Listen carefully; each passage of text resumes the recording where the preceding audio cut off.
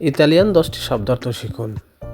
পাসারে, পাসারে অর্থ অতিক্রম করা। কাপিরে, কাপিরে অর্থ বোঝা। নাসেরে, নাসেরে তো জন্মগ্রহণ করা। মরিরে, মরিরে তো মৃত্যুবরণ করা। ভিভেরে, ভিভেরে তো বাঁচা বা বসবাস করা।